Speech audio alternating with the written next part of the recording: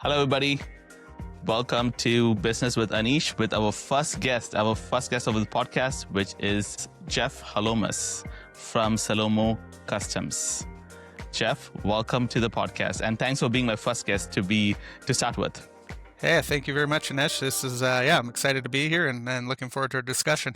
Fabulous. So Jeff is the CEO of Simolo Customs, and Simolo Customs manufactures low-speed vehicles in British Columbia. So Jeff, tell me a little bit about Simolo Customs. Yeah, sure. So kind of the backstory or the how we got here essentially was my background is in manufacturing. So I was kind of raised in a manufacturing environment. My family owned an airplane manufacturing company, small home built aircrafts. So I was raised in that environment. And then when I was 19, I bought my first manufacturing company. It was from a existing company down in Richmond. And it was related in the aircraft industry. So we manufactured aircraft floats so that airplanes could land on water. And then throughout that period, the same time I had that company, I developed a sled deck, so a truck deck company for carrying snowmobiles and stuff in the back of trucks. And then in 2010, we were making a big enough disturbance in the industry, in the aircraft industry, that we got bought out by another manufacturer that was doing a different kind of aircraft float. So they wanted to buy us out and kind of monopolize the market. And then at that time, I sold my sled deck company to a couple of my employees. Which then opened up the opportunity to get into at that time was the golf cart industry. So I kind of started off by finding a couple. Well, where it started is I was watching an episode of Monster Garage, Jesse James Monster Garage, and they had modified this golf cart. And I said, hey, I think this is kind of cool. So I ended up finding a couple, like 4 used old Yamahas, and bought those. And then I think I sold 2 just as is, and then modified one and sold it. And then I actually built one for my cousin, who was the world long drive champion, Remax world long drive champion for golf. And so I built him one, and then he had that for a long time. So it kind of got me started into this kind of small electric vehicle industry, which I didn't really have, much background in, other than thinking it would be kind of a cool thing to do. And so, I thought originally that I was going to use these vehicles and repurpose them so that they weren't actually for golf application. And so we were building, them for, service stuff or parks and rec or maintaining campsites, things like that. And then after I bought those 4, I sold those fairly quickly, and I bought another 16 from a golf course that had gone bankrupt. And so I, kind of did the same thing with those. And then what I found is we were able to actually sell these fairly quickly and efficiently. I said, well, there might be a market for this. So kind of in between the time that I sold my other companies, I started dabbling with this, and then seeing what the viability was for it. Then I got connected with Club Car, and I was working with them for quite a long time and just buying a bunch of their fleet return stuff. So stuff that was typically comes out of the golf course. Golf carts typically have a 3 or 4 year cycle as a golf vehicle. And then they have to put these, depending on the size of the fleet, they have to go somewhere. So they have to be sold to dealers or customers or whatever, because these golf courses have, 60 to 150 cars. Now the fleet's up, and those have to go somewhere. So that kind of had this market. So I did that for several years. And then in 2015, our rebuilding process was getting so involved that I said, you know what, I really need to get back to manufacturing. So then I started in 2015 designing what is still our NXT. And so I got started designing that, and then we released that vehicle in 2017. So really, Simolo Customs started in 2010, dabbling and refurbishing and doing that stuff. And then we kind of brought our own brand online in 2017. Fabulous. And now you have moved into LSVs. Yes. Yeah, that's right. So again, when I first started, there was no real thought process of, hey, this is the end result. We're gonna build these LSVs and we're gonna drive them on the road and we're gonna sell them to Perlator. And it was like, hey, this is cool. It's electric. What can we do with these things, right? So, yeah, in 2020 we got the approval for LSVs, and that took me 5 years to get that. So when I was from the onset of designing our new vehicle, I wanted to, kind of incorporate everything that customers were asking for us when we were customizing vehicles previously. Everyone wanted headlights and taillights, and they wanted custom wheels typically, and all these different things. And so from the onset, I made the conscious decision to say, let's incorporate all this from the beginning instead of having it as add-ons, which then just costs more, and then they cause more inventory issues and all that stuff. So we're going to build the vehicle like this, whether the customer wants that or doesn't want that. When they get it, they're going to say, hey, this is great. And it's going to be a better value add for them. So by doing all that and incorporated that into my initial design, it did help us a lot to go through the LSV process and get the approval. So it took about 5 years to get approved. And we're currently the only LSV manufacturer in Canada in our category. So it's kind of cool. And how I got it approved was not just on the individual vehicle, but for the company. So what that means is we're an LSV manufacturer, meaning whatever we build, we can, as long as we meet those standards, we can build it out as an LSV. And so that's kind of interesting in itself, because we have to self-police, but we do get audits from Transport Canada. So it's in our best interest, obviously, to be building vehicles that meet those standards. 100%. And congratulations on that, because it's a big deal. I was searching on ChatGPT about LSV, and they had some names from the US, and even Simolo Customs showed up. Yes, so I was quite impressed. Cool. Yeah. We've really, obviously worked hard to do that. And we were, the LSV category has been around for a lot of years. It's just never been a vehicle in Canada that kind of met that criteria. And we're seeing this huge push, not just in our area or in Canada, but we're seeing this big push in the US and Europe for LSV. So we were kind of really ahead of the time, and maybe accidentally. we were there. Now we're seeing this big push, and the LSVs are coming online everywhere because people want more intelligent ways to travel for short distances and small communities, and we don't need necessarily to be driving all these big vehicles and to get the job done for what is happening daily, right? Gotcha. I'll dive a little bit more deep into LSV, but I love your journey. I love your journey. I know I read about FLM manufacturing. You acquired it. Yeah, back in 2000.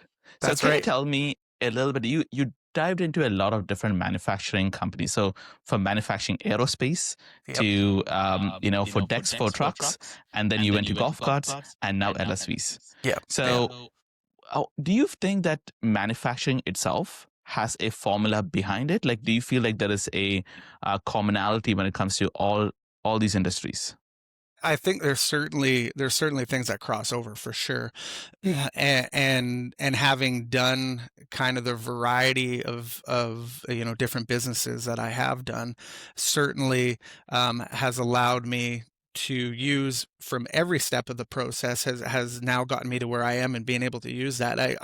There's typically not a day where I don't think back to my first company and go, hey, I developed this back then, because with the LSV and golf cart industry, we're working with textiles in our upholstery department, and our first business with the floats, FLM, was an inflatable float. So it was actually sewn, and we used it, and we had worldwide patents on it, and we use industrial sewing machines and industrial cutting and stuff. And so that is now transferred over to my upholstery department, and then when I was involved and, kind of running around my dad's shop when I was 10 years old, and they were running CNC machines, and, I worked for him for a period of time, after school and hockey and all this kind of stuff. I would be at the shop, we kind of live there because, as being self-employed, you spend a lot of time at the office. And if you have kids, they spend a lot of time at the office. So, so that CNC machining has now transferred to what I do. And and having the background in the aviation is so critical, because everything, it's very different when we're building things that are flying versus something that can just break down and park on the side of the road and you're okay. Exactly. Less You know, liability. yeah. So yeah, from the manufacturing point of view, the actual like hands-on and mechanical stuff, all that stuff really transfers quite well. But also on the back end, understanding bills of material, pick lists, just flow of production, can transfer through from all the different processes and different companies, right? They cross over quite well. Exactly. And what you learn from your previous company, you're able to use it in the next company and then improvise it, use it in the next company. So it's a journey, right? Yeah. You did mention that your dad ran a CNC company. So manufacturing is in your blood. So tell me more about like how did that affect you? Like your dad did CNC and you grew up seeing him do that and around the factory. So their company he was always involved in something like that. I think in his early days he owned a parts store, but then he got more into this manufacturing, and that's kind of where I got my interest in it, and just being involved, in the process, and kind of, I guess, not really knowing, but just subconsciously being around the machines and that being normal, for me, where you see a chunk of aluminum go into this machine and all of a sudden this part comes out, and, at 10 or 12 or 14 years old, you're going, oh, okay, that's pretty neat. And you carry on, and I'm sure in my dad's mind, the same way I talk to my 10-year-old daughter now and show her this new development or this new motor that we're working on. And she's like, oh, cool, Dad. And you're like, listen, this is like an accumulation of 30 years. What do you mean? Cool. Yeah.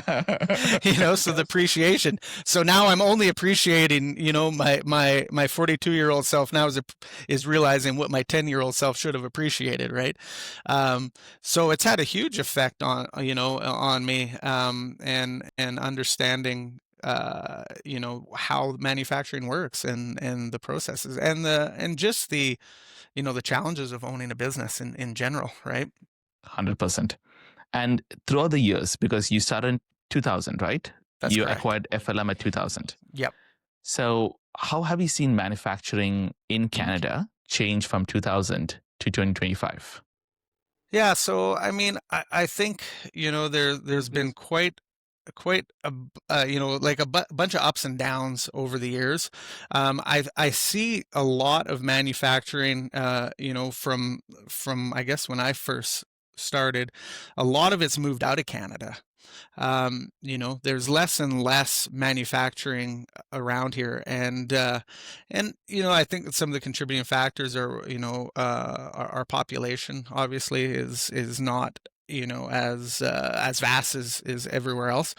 Um, so that definitely contributes to it. And I'm not one to go into politics with things like that, but the government affects things. So, and even if it's just from an optics point of view, we hear these negative things on the news all the time, and you have to sit back and go, okay, what is really being affected?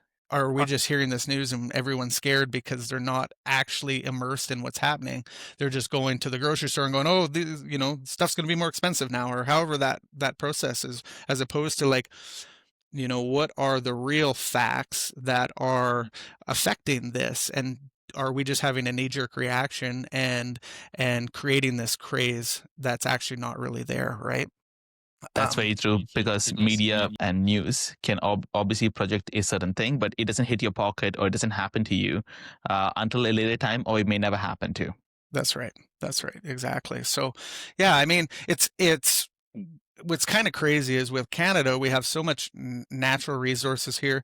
We have so many, I think, talented people through the country, and such a diversification, of skills and abilities, and we're seeing just more and more stuff leave Canada from a manufacturing point of view. So that's one thing we're really intent on continuing to do, and is bring more manufacturing back to Canada, especially for obviously with what we're doing, which, try to do more and more processes in-house as much as we can that make sense. Some stuff doesn't make sense to do, but for stuff that does, we want to do it here and employ Canadian people, and work on growing that sector here. Makes sense.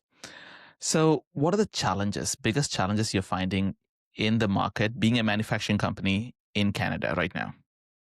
I think one of the main things is finding good people that good employees that want to work and put in a normal day's work and come do their job and not have all these problems and issues. And I get it, life is life, but I see from I'm almost 26 years into employing people now, and it's very different now. I feel like the employee industry or the employee market has gotten a lot softer, and I don't, it's not all bad, because 20 years ago we controlled the company in a very different way, and we're maybe but I feel now like it's gone the other way. Now it's the employee, so we got to find this balance where the company and the employees feel like we've met in the middle, and we have a happy balance where right now I feel like it's a little bit lean towards,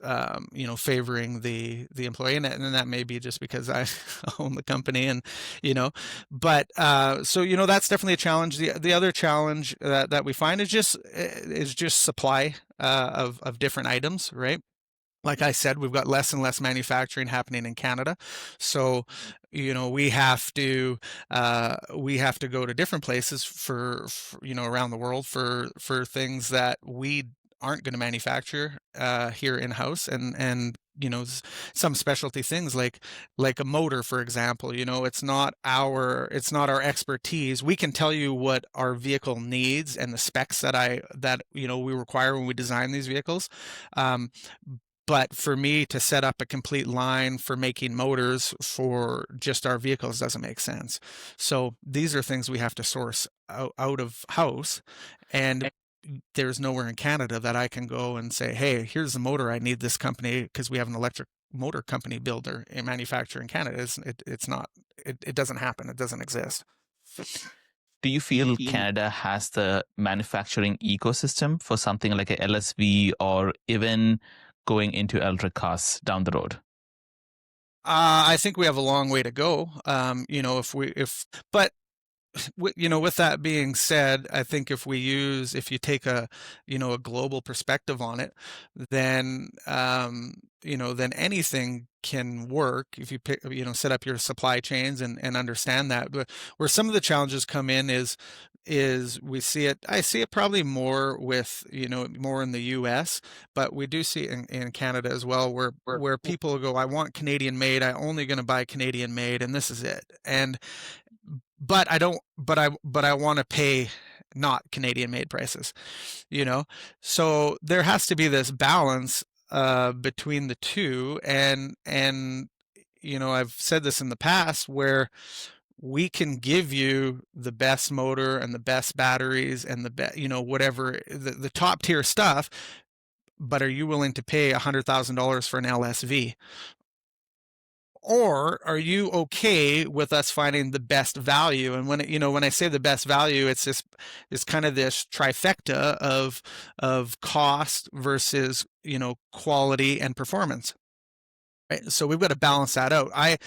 My vehicles don't need a 50 kilowatt motor in them for them to do what they need to do.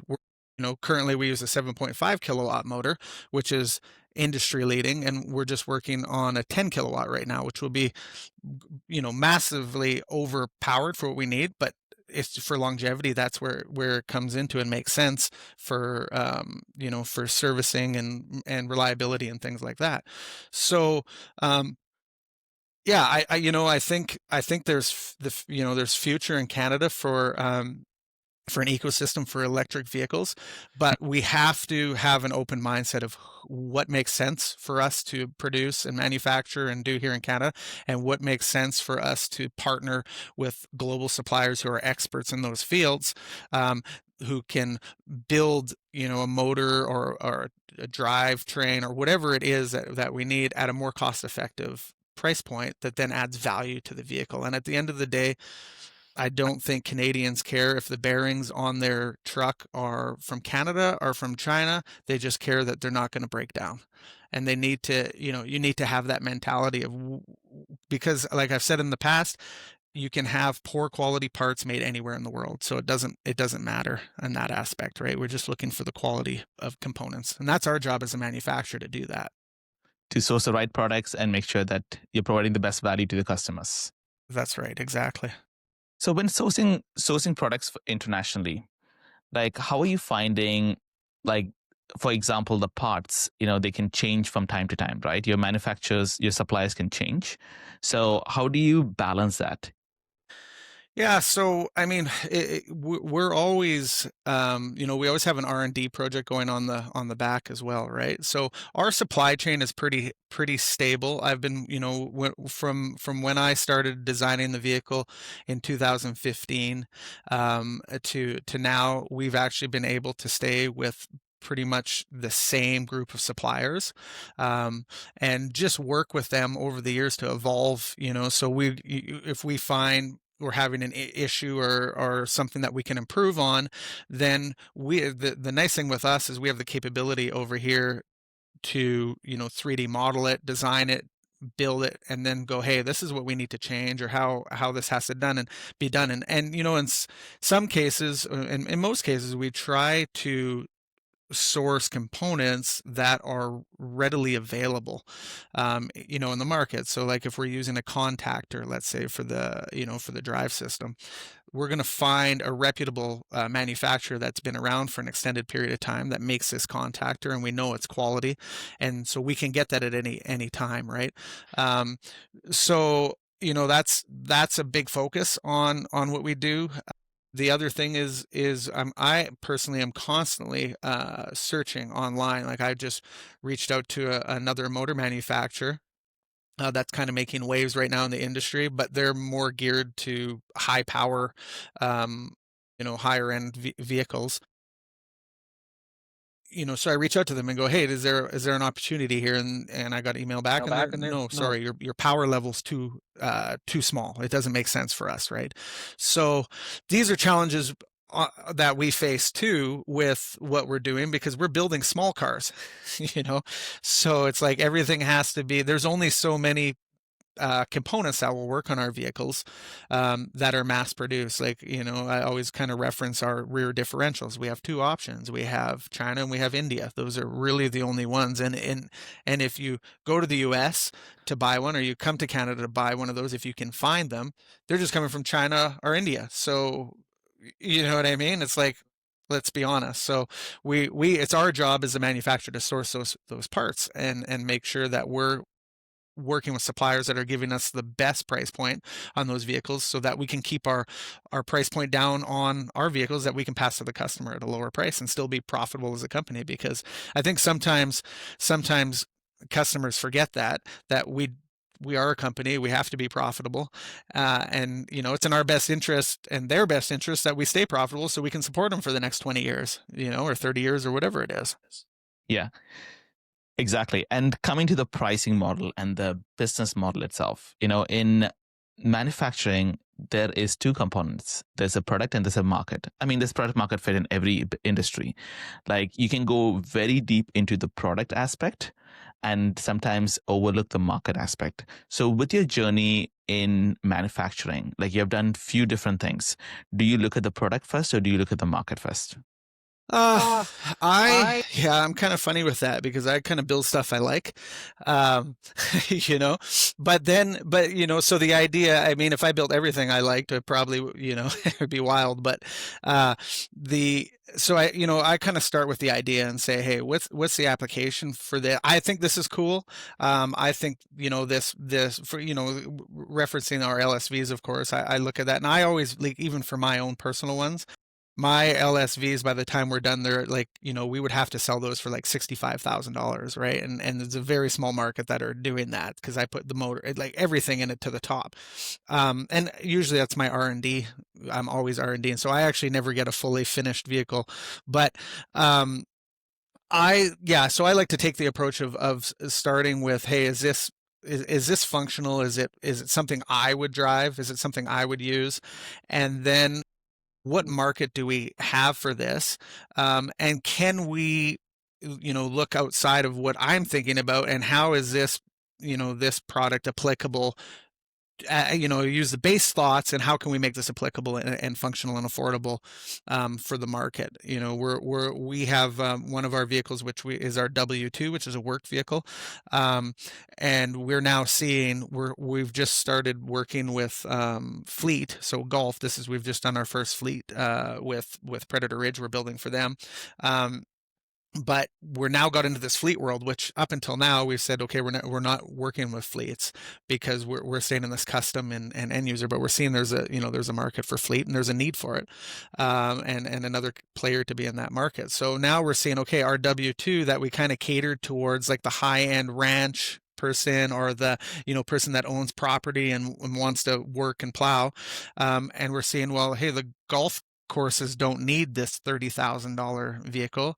They need a $19,000 one that doesn't have bull bars and LED light bars and all this other stuff.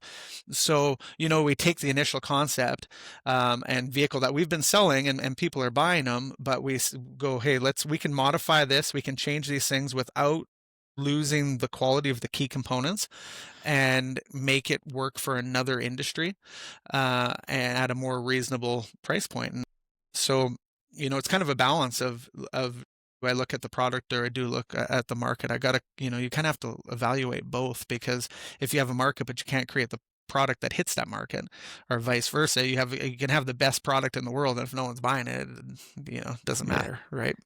Exactly. And I've found that a lot of people in manufacturing space, they are very product centric and sometimes forget about the market.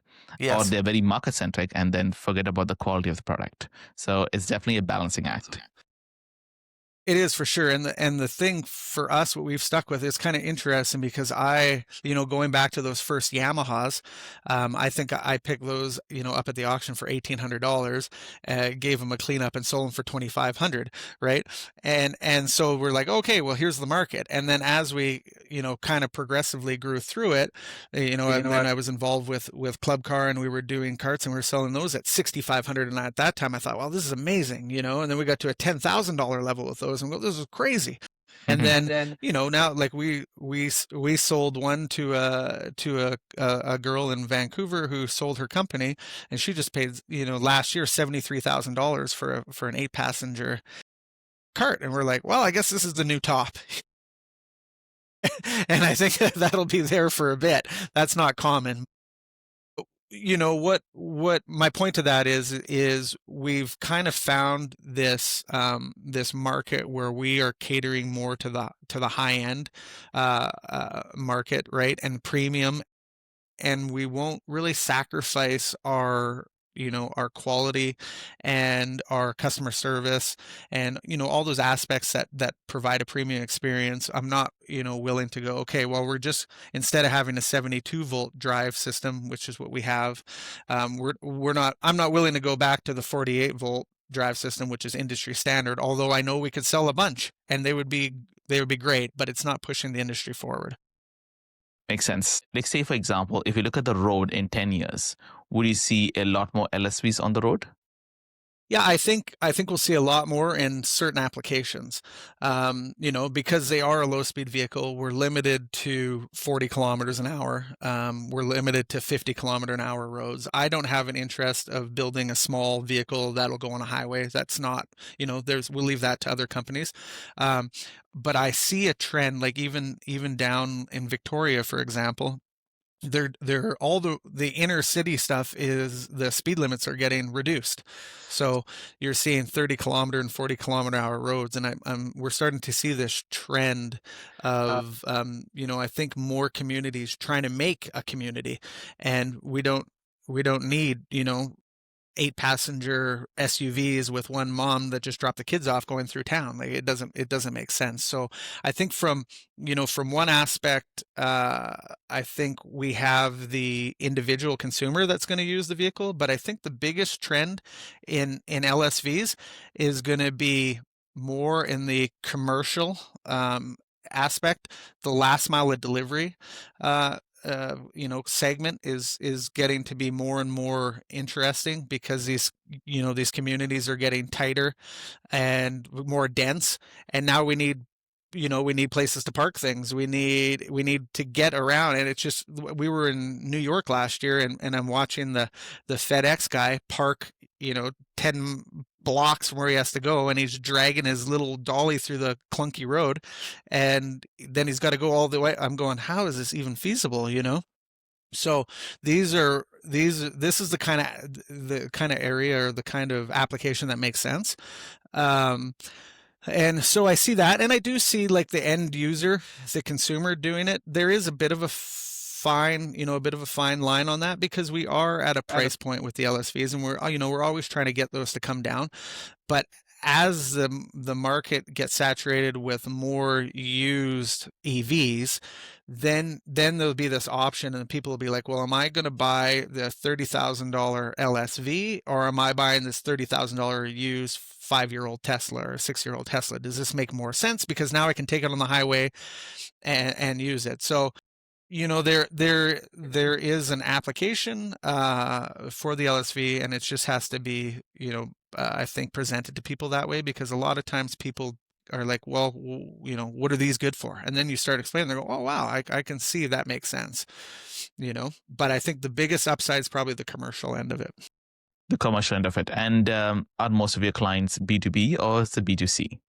We're about 50-50 right now. And we are, so in the last year, I've really put it on my team to start really focusing on the commercial end, B2B stuff, and really start developing that out, because I think there's a real market application there for municipalities to, whether they're policing communities, or if they need to plow their sidewalks, and there's this application where they can now drive from their municipality yards with this vehicle, instead of trailering an ATV or a Bobcat or whatever they have been doing previously. They can drive there with this vehicle, plow the sidewalks, do whatever they do. And then, in the summer, again, it can now be used for community policing or other things like that. So they're quite versatile. And that's why I say, the right application, they make a lot of sense. And then a full-size vehicle doesn't work, right? Makes sense. Yeah. And is your market primarily in Canada, or do you have clients in the US as well? So primarily Canada. We've sold a bunch to the U.S. We've sold into Turkey. We've sold vehicles to Turkey. We're just going through the process right now of getting our approval in Europe. So the same kind of process that we went through for LSVs in Canada, we want to get approved in across Europe.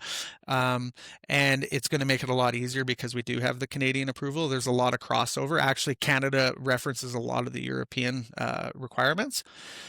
So we currently have that in the works right now. And our 2028 LSV model that's coming out is really, I've geared that up to the European market as far as aesthetics. And there's, we were in Spain and Greece, and they're using these little cars to run around, and no one's really going over 20 or 30 kilometers an hour. The roads are tight. They're by beach communities. So there's a big market. Canada's maybe not as strong a market because we're limited on our season, and we're a more spread out country. I mean, don't get me wrong, there's applications, of course, in the city, and we build for Purolator. They're using them for the last mile of delivery. in that aspect, but there is, I think, probably a greater greater upside in Europe, and in the U.S. too. The challenge with the U.S. right now is obviously the tariffs and the political turmoil that's happening there, and so we have a little tension between at the invisible line between us, but so it's things we work through, and really all you can do is see what the market's doing and stay ahead of that curve, and always be looking to see where this vehicle fits, and how we can continue to grow and what market we have to expand to. Great. And also, when you look at Canadian products in the international market, like you've sold to Turkey in Europe and US, so would you say that how's Canadian products viewed in the international market? They're very well received, and if it's Canadian made, people take that as a positive. There's no connotation with it. They're just like, yeah, this is a good quality product from a good country. So yeah, I think they're well received. I just actually received an email here the other day, a couple days ago, from a company looking to establish autonomous manufacturing, and they're interested in our new chassis we're developing. And they said, we'd be really happy to work with a Canadian company to have a Canadian manufactured chassis. So, so I think that is definitely a big plus for us, for sure. It's just, there's challenges of getting stuff out of Canada and shipped and things like that. The logistics in Canada are not the same as, let's say, the US, just due to more of the vast size of the country, right? And the infrastructure is not as good. What's the applicable use case that you can see like a day-to-day person having with LSV?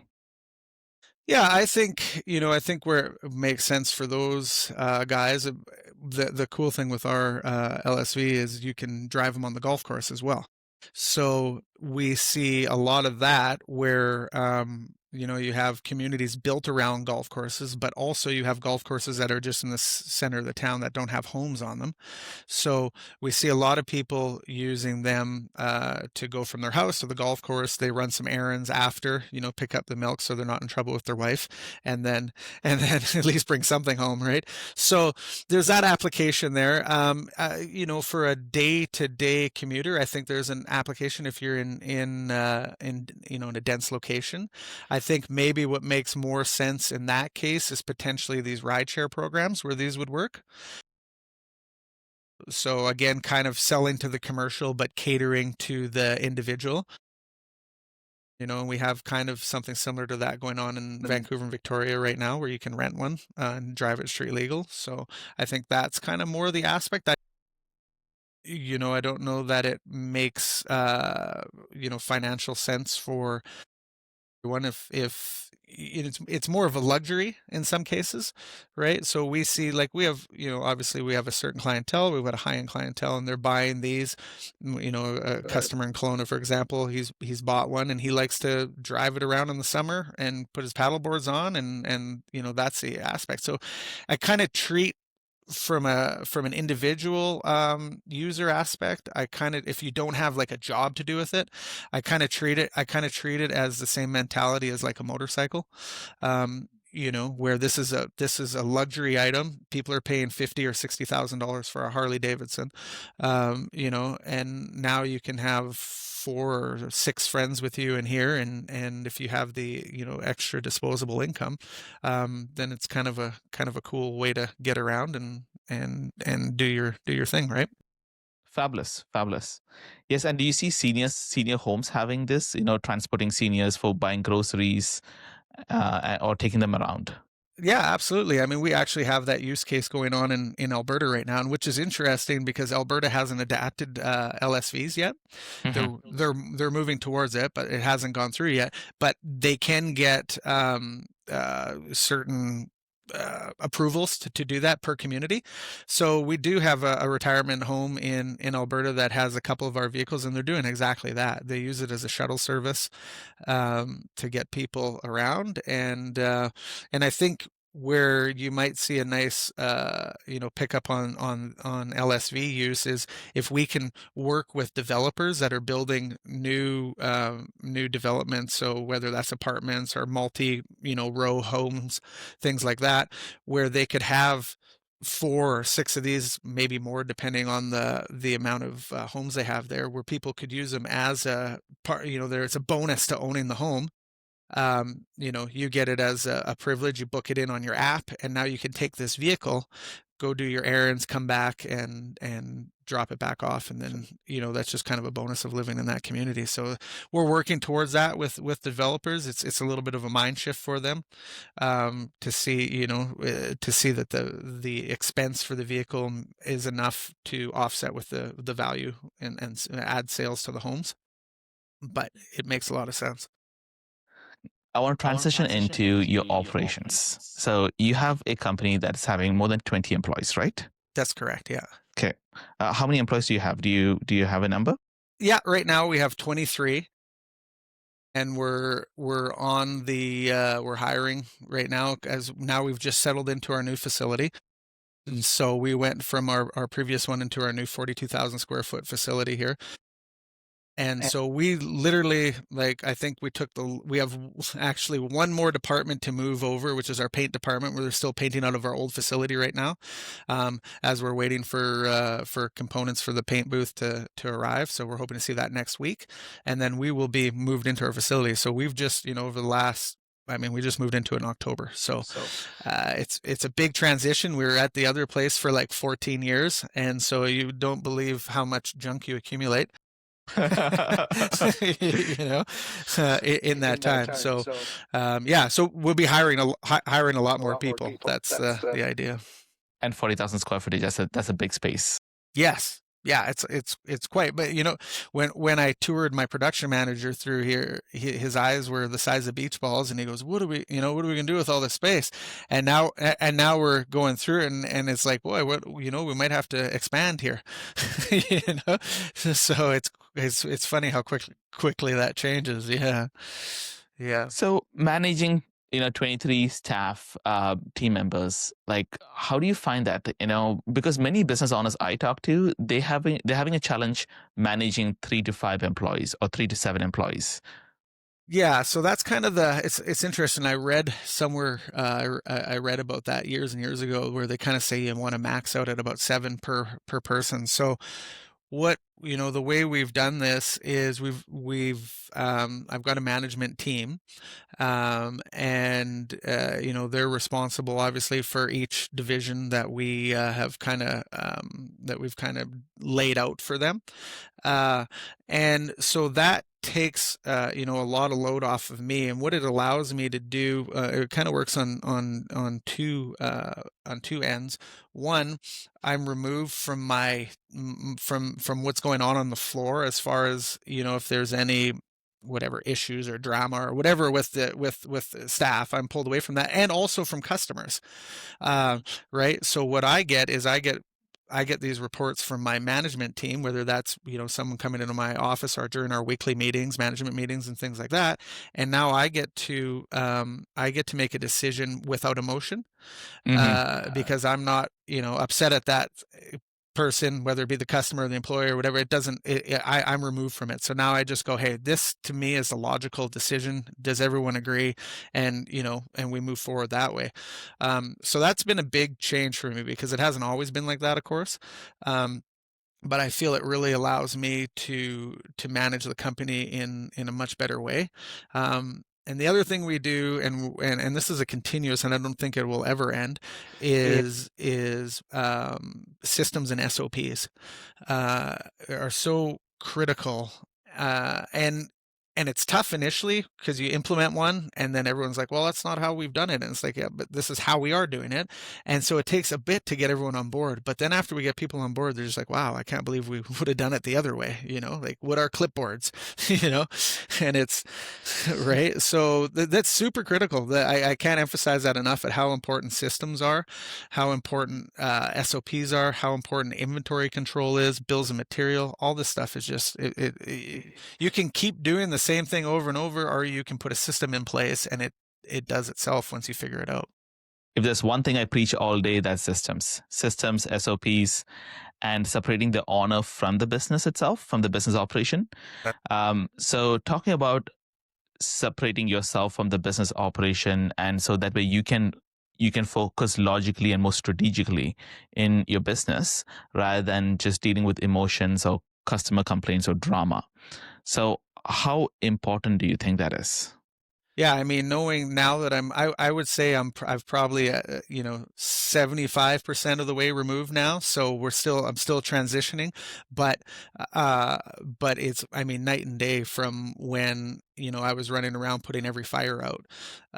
So what it does, is it allows me to look from, I always, kind of refer to it as like a topical or a bird's eye view of the company, and go, okay, what do we, if we're looking at it from an employee point of view, what do we need in the company to solve these jobs? It's not who do we have here that we can put in this place. What are the jobs? And as we evolve, this changes. We've got our list changes.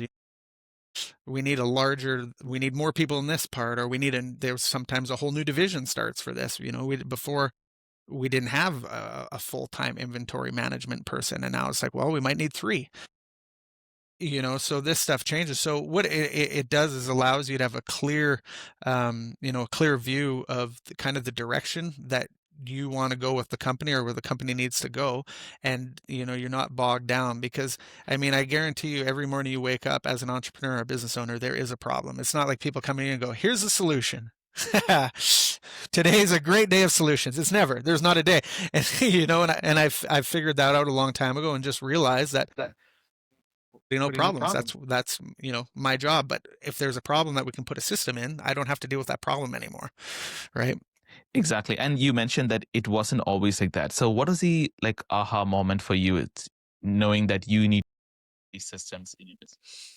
Yeah, I think where it came, where that kind of was a light for me, was the fact that of me working like an absolute animal, nonstop hours, the whole thing. And then my staff going, well, I'm not sure what to do here. And I don't have, and I'm going, there's some balance here that doesn't make sense. I've got to work, 18-hour days or 14-hour days, and my staff are looking for work in an 8-hour day. I go, okay, something's not right.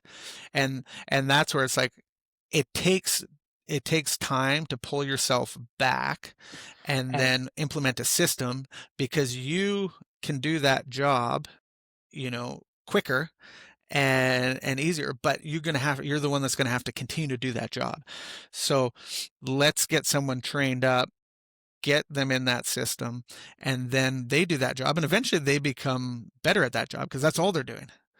And and that's my focus, is to hopefully surround myself with people. Maybe they don't come in better, but we train them and develop and work with them so that they're doing that job so much better than, some stuff I go back to. Now, I used to paint every vehicle. Like I was in there painting, and that was like the hardest thing for me to let go, because I love that aspect of it. I like the paint, the finish. You go from nothing to something amazing. And that was like the hardest thing. And now for me to go paint, I couldn't imagine if I had to go paint something, like, it's just like, why would I want to do that? I just love telling, here's the color we want to do it. and it comes out that color. I'm like, this is so much better. Right. And it's shifting from being a operator to a CEO, right? Like now you being the CEO, how do you feel? Like, do you feel like that shift is a big shift to make, or is it an easy shift? Is a mindset?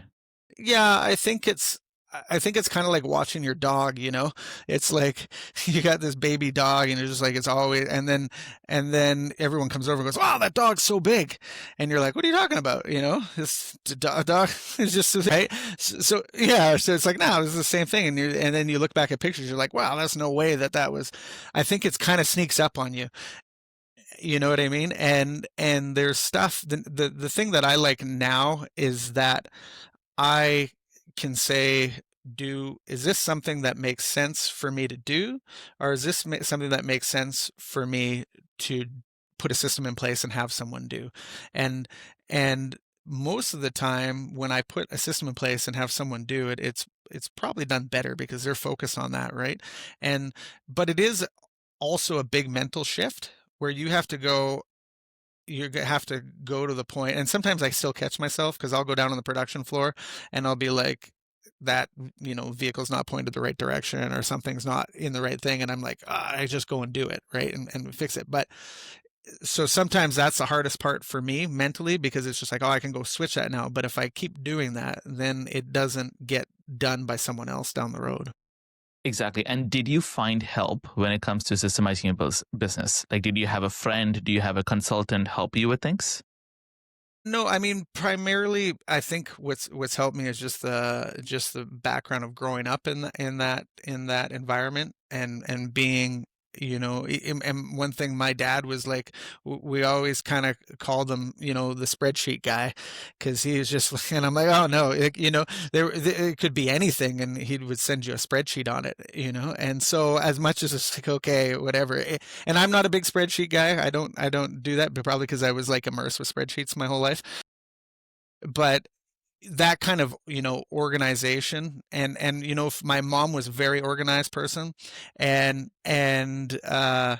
so I got this kind of balance of being like super particular and like almost borderline, like ADHD kind of thing. And then I got this other aspect from my dad, who was like, he's super smart. He's super smart, like with engineering and design and that kind of stuff, and could get what he needed to get done, but didn't have to be like crazy over the top, with it. So like, he maybe on one aspect he's a spreadsheet guy, but over here it's like, quickly written down or whatever. So there's this good balance of melding together, and I saw both aspects. I saw my mom like running the books for their company and understanding how cash flow works and that kind of stuff. And then I saw the aspect of my dad of like how production works. So they work together, and showed me that. So the creative side and more analytical side, Yeah, both coming together. yeah, both coming together. If you had to give one advice to a business owner who is working 12 to 15 hours every day in his business, what I call the operational vortex, Yes. stuck in that operational vortex where they feel the solution is working more in the business to get out of it, what would be your advice to that person? Well, yeah, I mean, that's a good one, because I've been on both sides of it, right? And I think 15 hours sometimes was like a holiday.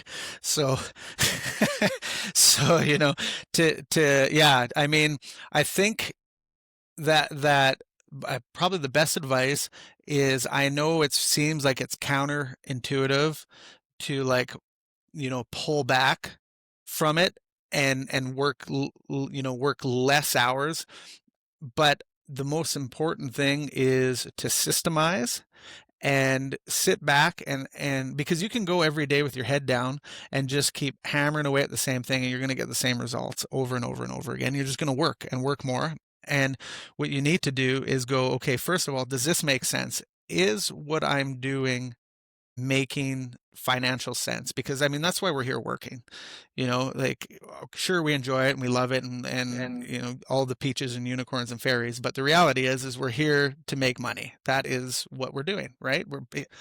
Right, it's what it is. And so we have to look and go, is what I'm doing profitable now, profitable later? Or is it just the end of the black hole of the abyss of work, right? So when I talk to a lot of business owners about systemization, one of the roadblocks or the mental blocks that they have is, hey, if I do the work, I don't have to pay someone else to do that work. So I'm going to be, for example, in your case, I'm going to be painting. So I'm saving costs that way. And that comes to dollars. So what would you say to a business owner who thinks that way, that rather than systemizing, they rather work 15 hours and not do the job of a CEO, but now they're doing a painter job and a cleaner job and an operator job and everything? Sure. Yeah, and this is actually going back to my dad on this one, because he's that kind of guy, and he still changes his own tires on his truck. And you're like, he'll come to the office and grab the forklift and change his tires, and I'm going, that's like, you take it down to my account, it's $120 and you don't have to put your coveralls on.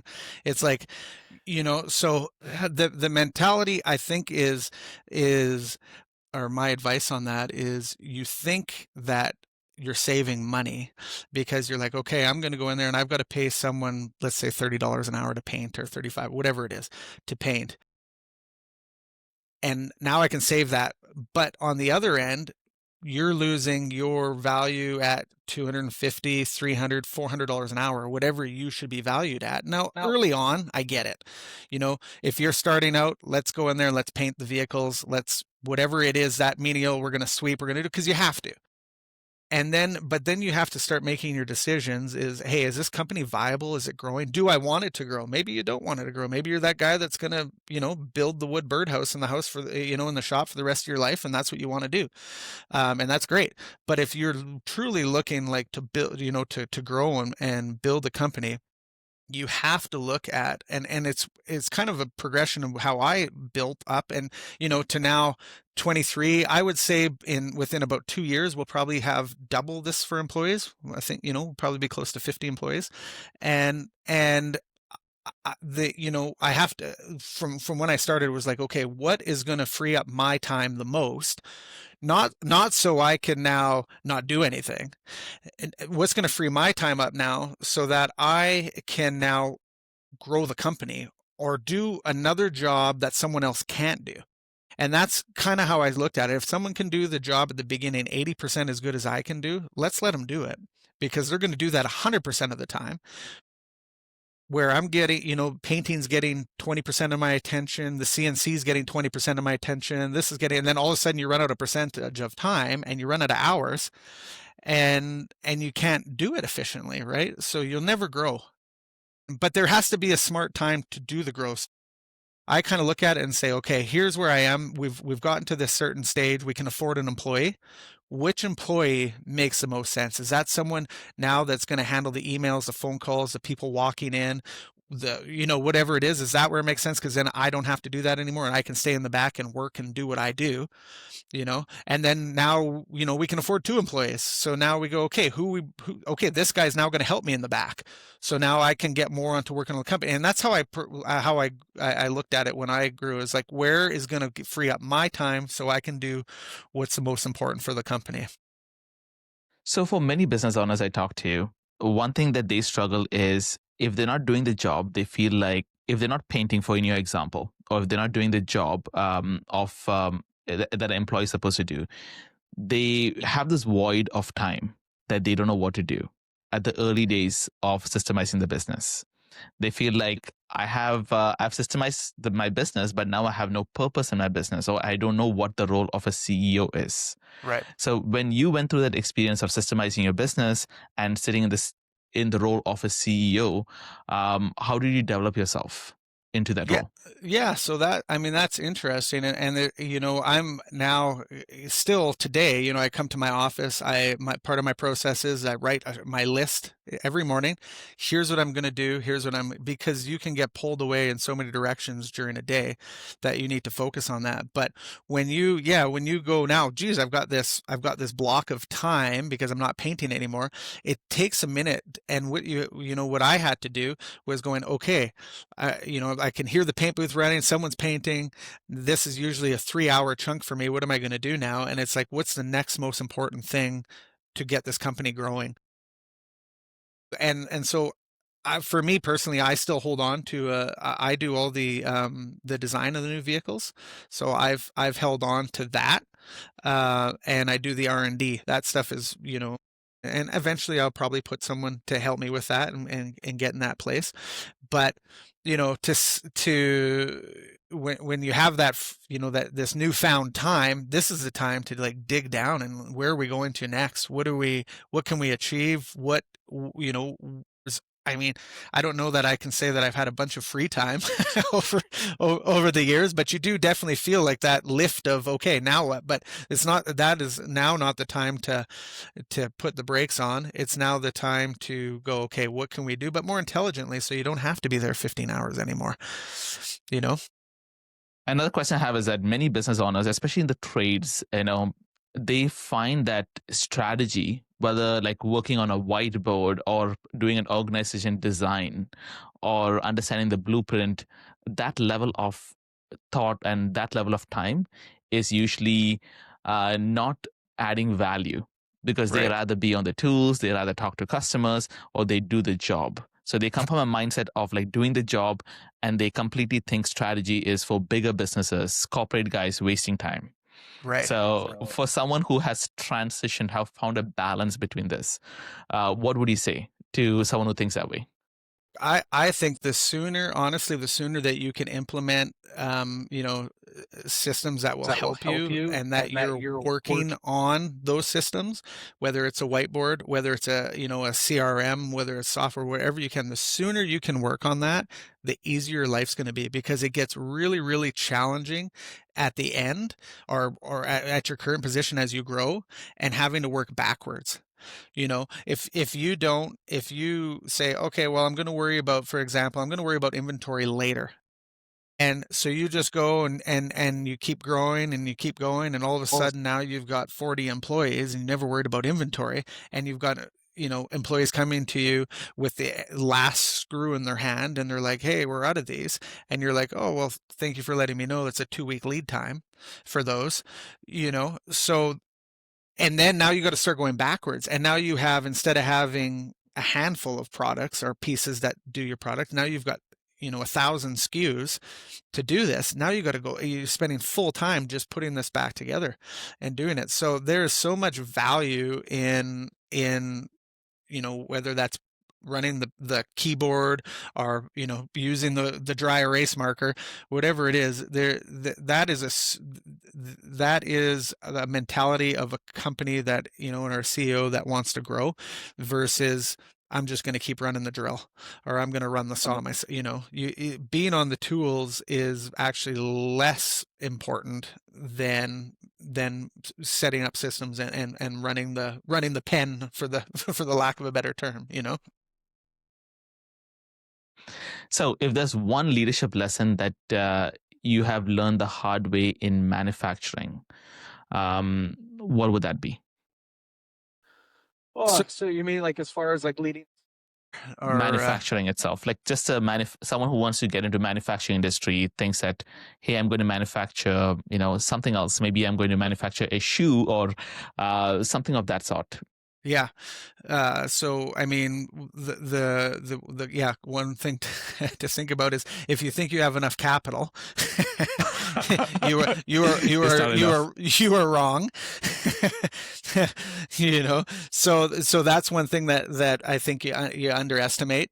And the other thing that is maybe on the flip side of that is ensuring that you're growing with profitability. And if you can do what you want to do, let's say we're building a shoe. If you're going to build this shoe efficiently, and you can do it in a 5,000 square foot building, then let's start there and grow until you need that 15,000 square foot building, because it's a lot easier to, yes, it's work at the time, but it's a lot easier to move and grow that way with profitability, as opposed to going, I'm going to start with the 30,000 square foot building, even though I need 2,000 square feet to build my shoe. But I'm thinking in 15 years, I'm going to need all this space to store all my product and my shoes, but let's get there first. So that's something, and that's one thing that I feel like I've done well. I mean, we got maybe held on to my old facility too long, because we're like, wow, we can still do this, and we can put another shelf over here, and I think we can stack people in the office. Who needs windows? So it's there's a balance on there. I think capital, and also don't overextend yourself, thinking that you need to have such a big place and so everything to be perfect, right? You got to figure it out and be intelligent, but grow within your means. Exactly. And cash flow is king. Always. When it comes to cash flow, what worked for you? How did you manage your cash flow, especially coming from manufacturing, where you hold a lot of inventory, you have to buy products in advance, there's a lead time, like, how do you manage cash flow? Yeah, I mean, cash flow is, like they say, it is king. The biggest thing for us, especially at the stage we're at, and trying to get my team completely on board with this, because actually a lot of my team, the most of them, don't come from manufacturing background. So it's good in one aspect. I mean, because we're limited to what our pool is in this area, right? So, but on the other side, it's great because they don't come from manufacturing background and they don't have any preconceived notions. So it's a balance. It's just a little bit more work. But I think one of the real critical things is to understand your inventory is super critical, so that you're not carrying all this inventory, because it'd be really easy to run a company when you can just say at the beginning of the year, we need, our inventory is going to cost us $10 million. So let's just order it all today, right? And we'll put it in the shelves, and then we don't have to even think about inventory management because we've planned for everything. But that doesn't work for your cash flow. So the critical thing is, and it's always this balance between the office, the accounting end of things, and my production end of things, because the production manager wants everything now. He wants to order it all because they don't want to be stressed. And, we've got 200 vehicles to build, so let's order all these components right now. And the office is going, hey, where would you like to get the money for all these 200 components, right? So there's this constant battle between the two departments. So that, the cash flow, that's really critical, and you have to be aware of it and be in as a CEO. And I this is part I wasn't really involved in early on, because I had my partner at the time was taking care of the books, and I was never really in the books, and now I check my books, I check my my banks, I check everything daily. I have a look on it. So that's kind of how I start my day. I go, okay, here we are. I'm checking in with my sales team. What do we have coming down the line? What's and then during our production meetings and stuff, is okay, here's where here's what we can set up our MOQs for inventory management.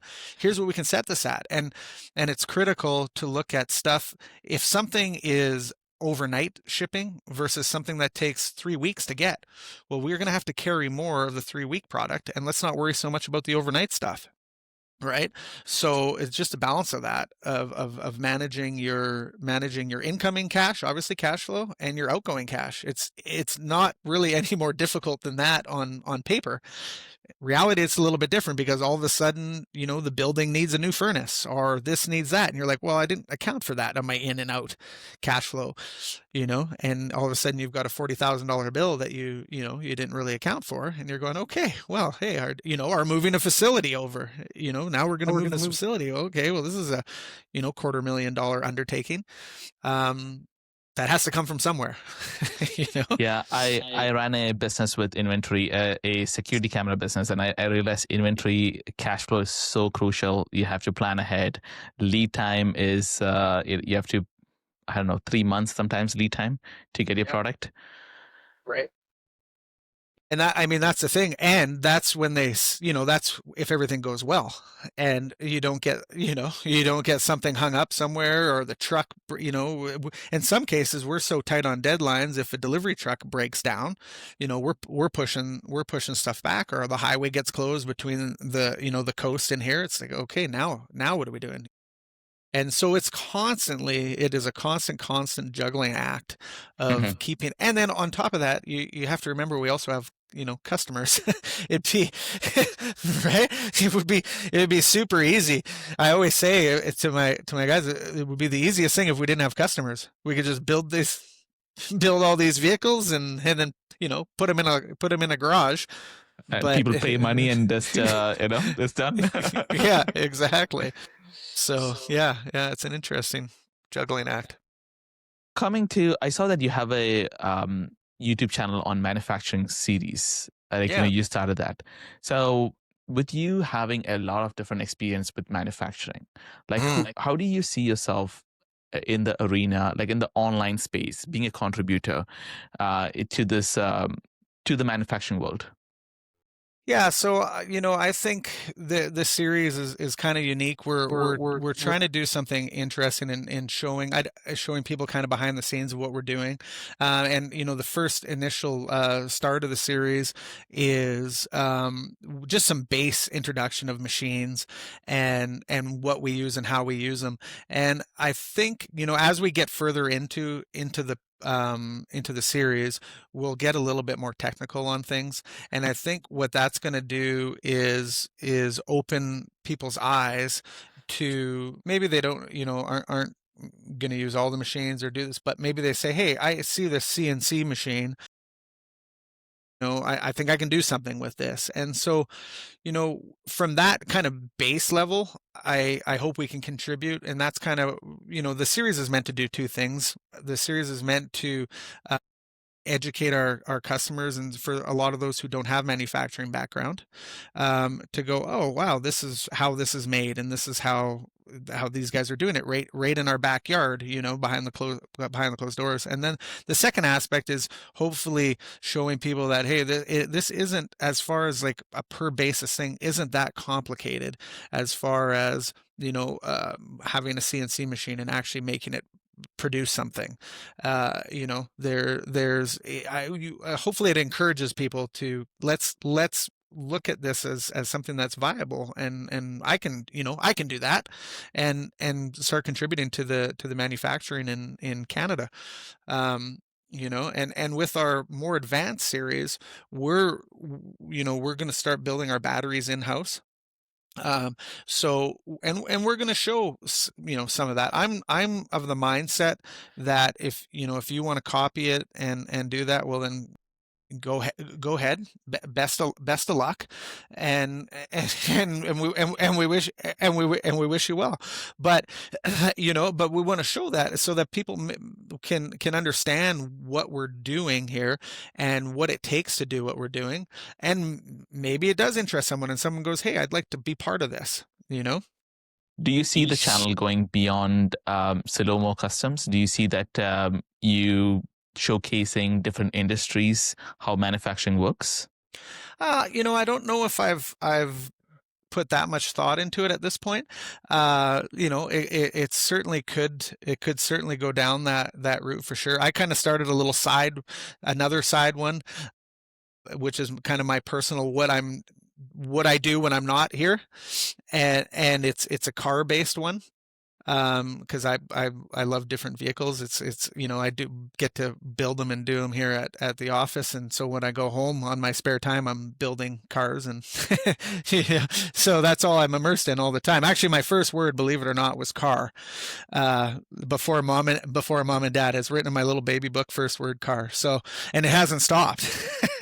It's just this innate like passion for vehicles. I don't know what it is, right? But it's just in me, and I just want to build cars and work on that kind of stuff. So, between those two channels, I think it's going to give kind of an interesting, interesting mix of kind of what manufacturing is, and then what I do, outside with cars on my own. And there'll be some crossover because I'm going to use CNC machines for my cars, which will be based in my factory, because that's where my equipment is, right? So, yeah, I don't know.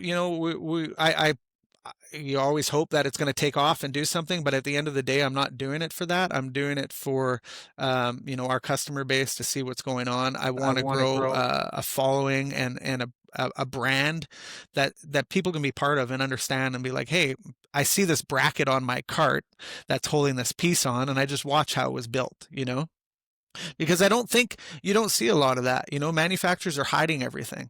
They're going, we're not going to show you this. And I mean, some of it makes sense. It's proprietary stuff, and but a lot of it is like, if you look at like a Koenig Sag or a Rimac car, you look at those, and it's like you can look at that all day long. They can give you the blueprints. You're still not building it. It's it's incredible what they do. Yeah, if you want to go ahead and build it, go for it, right? It's a lot of work, capital, team. Sure. Yeah, it's a lot of commitment. Yeah, and after you build one, now you got to build two. Yeah, now you got to sell it. Yeah, exactly. Yeah. So long-term vision, Silomo's Customs. Do you see yourself going into anything like I don't know, maybe electric cars down the road, maybe scooters? What do you think? I think we wanna own the hell out of this segment, and I think if we're the direction we go in is just continue refining what this LSV market is. I don't think this market's been scratched yet, um, and I think the challenge for me, to keep interested in this industry and keep moving forward, I think the challenge for me is to try to refine the LSV so much that it is such a simple vehicle, that anyone can work on them. Any person can service it, can do whatever they need to it, but have, when you own it, that you don't feel like you're missing out on anything because of simplicity. Gotcha. So that'll be my challenge that keeps me going. And then my other side thing will be the one that, keeps me going on real big electric cars and all that stuff is happening at my garage at home. Yeah, I'll definitely check out the channel. After send me the link, I'll be very interested to check that out. Yeah, for sure. Yeah. So you got into M&A, back in 2000, acquiring a company at that time. Obviously, like when I acquired my first company in 2017, I could hear my dad and mom saying, like, why would someone sell a profitable company? Like, it doesn't make sense. So back in 2000, you acquired a company. So you're familiar with the M&A game. Okay. So how do you see Simolo Customs, like from an M&A standpoint? Do you see any growth from an M&A standpoint? Yeah, I mean, I think we're gonna like growth wise, we have the sky is pretty much the limit, right, for that, and we've been offered by a couple times, and I shouldn't say fully offered, but we've had people reach out to us and be like, we need to put you on the stock market. We need to let's get a IPO going for you, and I'm going, okay, and then we've got, how about some private equity, and let's go into there, and and you're I'm not ready to have someone else telling me how and what and when at this time, and we've been able to grow steadily enough to be able to support that, and I don't want there to be any like disillusions that I have great sleeps every night, and and I'm fully, and I'm fully present while we're sitting around for movie time. But but there is a kind of a pride in being able to grow the way we have and steady, and I think probably the trajectory for Simolo is eventually being bought out is I think the end result on it. Maybe we've upset enough feathers that someone comes in and purchases us, but at the end of the day, it's for me to just build a quality company that continues to grow in valuation, and it'll be worth at the end, and we'll have something that we can sell whenever that time is, or when someone comes over and kind of a hostile takeover. We'll see. Oh my, okay. Because we're seeing a lot of, like, say, Ford getting into e-bike. That was, my wife told me, Ford actually has an e-bike called Bronco. So there is different segments, like there is different companies, bigger companies moving into like e-bikes, LSVs. So do you see like maybe a bigger company coming in and maybe a joint venture or maybe an acquisition? Is that something that, would you consider if that were to be brought to your table? I know it depends. Yeah, no, I think so. I think I think the bike thing's kind of funny right now with all these companies. Porsche's done them, Mercedes, Rivian's doing it. Everyone get a bike. Everyone needs a bike now, brand under you, right? And I mean, sure. And I think these big companies can do that because they just put a couple people, say, you guys, your job is finding a bike and getting it made for us and make it look like, whatever, and go on. And they just absorb that in there. And it's more of a novelty because, well, these guys did it, we have to do it. I would be interested to see the profitability on their bikes would probably be not very, maybe covering coffee for the for the room. Yeah, I think, with the right partnership, I think it works together. My mentality's changed on that a little bit in the past here, even with this company reaching out to work with us for our platform for autonomous driving and deliveries. You know, before I would have been, no, that's proprietary, that's ours, is what it is. But now, you know, the mind set has changed a little bit, and it's like, you know, I don't want to keep this, you know, this company a secret little company in the Okanagan anymore. You know, it's time to see what we've learned over the years. Can we take stuff that we don't know, you know, like autonomous? I have no real, you know, desire at this point for us to start looking at an autonomous, you know, division in the company. It just, for me, it does not what we're doing. But are we open to working with someone who's really diverse in that and intelligent with that and can handle that side of it, and then take our, you know, our hardware and put it with their software, and next thing you know, we have an autonomous thing? Yeah, absolutely. I mean, we're, you know, we're super open to that kind of stuff, and hopefully, you know, at the end of the day, we grow something that is kind of leaves a little bit of a footprint on in, you know, my time doing what I've done here. All right. Jeff, thank you so much. We're coming to the end of it, so thanks for being my first guest, and it was a pleasure talking about your company, learning more about your journey from different manufacturing segments into Simolo Customs. So we'll be posting this podcast on Apple Podcasts, Spotify, and YouTube. So I'll be sharing you the links as well. Awesome. Yeah, I look thanks so forward much. to it. Yeah, I really appreciate it, and it's been great. I enjoyed it.